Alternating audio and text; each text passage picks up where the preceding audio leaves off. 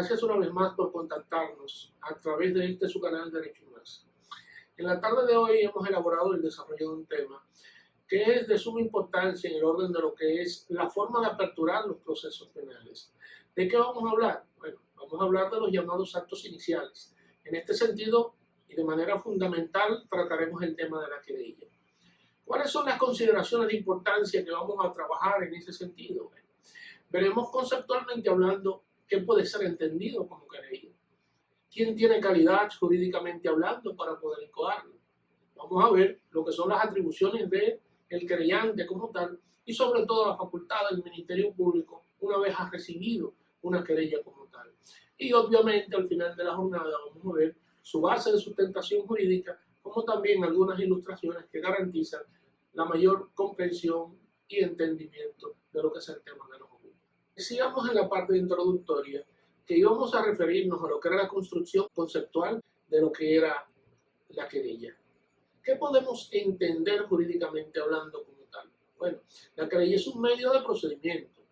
Es ese medio procesal a través del cual la víctima puede solicitar la apertura de lo que son los procesos penales de acción pública o puede pedirle al Ministerio Público que lo incorpore en aquel proceso penal que ya ha sido aperturado. Es decir, puede ser entendida la querella como un medio que garantiza que el proceso penal se abra, pero que lo abra ¿quién?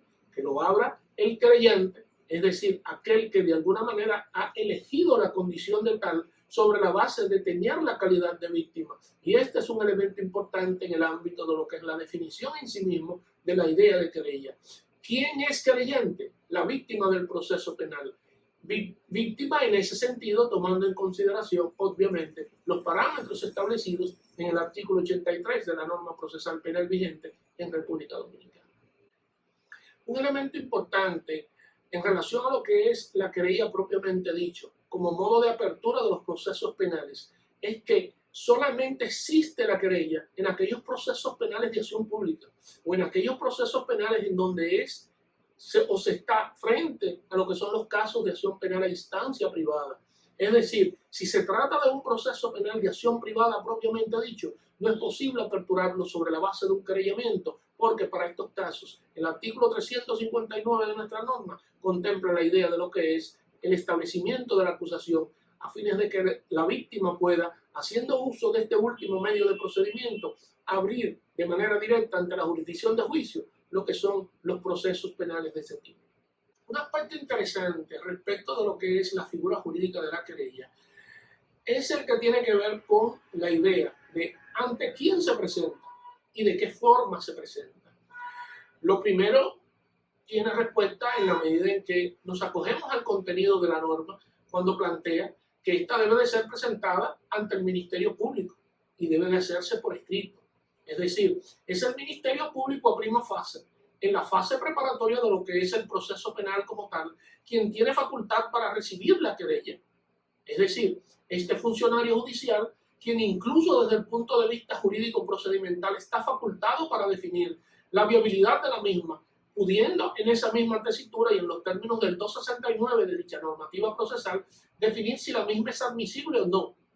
Es decir, que en esa dirección la respuesta la encontramos como ya hemos dicho. Es el Ministerio Público el que está facultado para recibirla, en principio, pero también debe de ser realizada por escrito, tomando en consideración el establecimiento de algunas consideraciones de fondo y forma para garantizar con ello la viabilidad de la misma. ¿Qué puede hacer el Ministerio Público si la querella no reúne las condiciones de fondo y forma establecidas en la norma?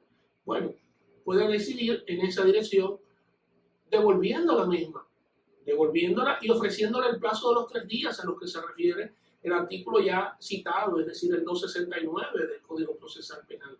¿A los fines de qué? A los fines de que el creyente logre completar la misma y sobre la base de esa situación darle continuidad a dicha querella si existen los elementos que garanticen la prueba de que el hecho penal propiamente dicho sencillamente ocurrió. ¿Qué sucede si el Ministerio Público entiende que la querella finalmente, luego de haberla devuelto, y el creyente la entrega nueva vez cumpliendo el plazo de los 3 días y sencillamente el Ministerio Público advierte que no existen las posibilidades de poder garantizar lo que es la apertura del proceso penal de acción pública como tal? Bueno, declara que la misma es inadmisible. Y en esa dirección entonces se encontraría el creyente frente a una situación de, a prima fase, ver que su querella se queda tirada al piso. Pero una pregunta debe de ser hecha en ese sentido. ¿No tiene el creyente ningún medio procedimental que le garantice lo que es la continuidad del proceso después de la declaratoria de la inadmisibilidad? Claro, esta nueva normativa ha garantizado la judicialización de las decisiones del Ministerio Público y en ese sentido ofrece al creyente que ha recibido la decisión del Ministerio Público de que la querella es inadmisible, le ofrece al creyente, reitero, la oportunidad de que vaya ante el juez de la instrucción en un plazo de 5 días para que este último decida en ese sentido si acoge o no la decisión dictada originalmente por el Ministerio Público. Imaginemos la hipótesis de que el juez de instrucción ante el cual ha acudido el creyente llevando a cabo su objeción en el plazo de los 5 días a los que nos referíamos precedentemente, y ese juez de la instrucción ratifica la decisión del Ministerio Público. ¿Qué puede entonces hacer el creyente? ¿Tiene otra opción? Sí. Plantea la norma en ese sentido que la decisión dictada por el juez de instrucción es apelable. Puede ir en los términos del 410 del Código Procesal Penal nuestro ante la Corte de Apelación y ya en esa dirección tiene que sencillamente verificar si puede continuar o no, dado que la decisión de la Corte de Apelación será definitiva. Es decir, si la Corte ratifica la decisión dictada originalmente por el Ministerio Público y ratificada por el juez de la instrucción, ya sencillamente no existe forma de que el creyente pueda continuar con el proceso penal. En adición a las consideraciones exteriorizadas precedentemente, respecto de lo que es el lugar, si se quiere, o el funcionario con facultad jurídicamente hablando para poder recibir la querella, es importante destacar en ese sentido que existe, fuera del caso del Ministerio Público, una última oportunidad tenida por la víctima cuando quiere elevarse a la categoría de querellante para poder presentar la misma. Y es que en ese sentido puede, acogiéndose al contenido del artículo 270 de nuestra norma procesal, ir ante el juez de instrucción. Pero es bueno acotar lo siguiente: el juez de instrucción puede recibir la querella, pero en ese sentido tiene que estar al día, si se quiere, si es que el término cabe, conforme los requisitos de fondo y forma de la misma, y que también debe de serle presentada antes de que este juez de instrucción dicte auto de apertura a juicio. Un elemento importante en el orden de todo lo que se refiere al tema de la querella es la facultad tenida por el creyente respecto de la posibilidad de poder desistir de la misma.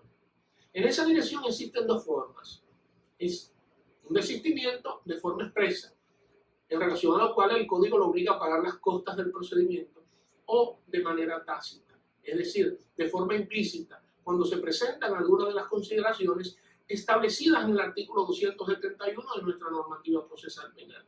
¿Cuáles son las mismas, entre otras? Bueno, si el querellante es citado por el Ministerio Público a prestar declaración testimonial y no lo hace, es obvio que se está en presencia de una especie de desistimiento tácito. Por igual sucede si es citado ante el juez de la instrucción y sencillamente no acusa o no presenta algún tipo de, digamos, representación, sea por sí mismo o a través de un mandatario con poder especial. También en estas circunstancias está frente a un desistimiento tácito. Otra situación importante a destacar en esa dirección, contemplada por la norma ya citada, es decir, al artículo 271, es que si el querellante ya en la fase de instrucción no presenta pruebas o sencillamente se adhiere a las del Ministerio Público, también entiende la norma que está desistiendo tácitamente.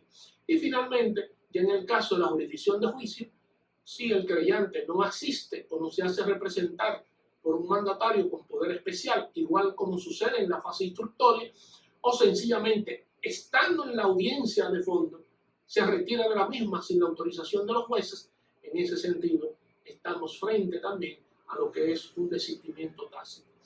¿Cuáles son las repercusiones que desde el punto de vista jurídico procedimental traen consigo la idea del desistimiento tácito? Bueno, sencillamente no es posible que el creyente pueda presentar esa querella por esos mismos hechos y por vía de consecuencia se está librando al imputado de lo que pudiera ser la apertura de un proceso penal de acción pública sobre la base de las consideraciones exteriorizadas precedentemente. Bien, amigos que nos ven y nos escuchan semanalmente a través de su canal Derecho y Más, he aquí las consideraciones más importantes de lo que es el tema que hemos presentado y trabajado para todos ustedes relativo a lo que es la querella. Solo nos resta, a partir de este momento, invitarlos a una nueva entrega como la que siempre elaboramos semanalmente. En ese sentido, nos queda pura y simplemente dar las gracias por sus atenciones. Hasta la próxima.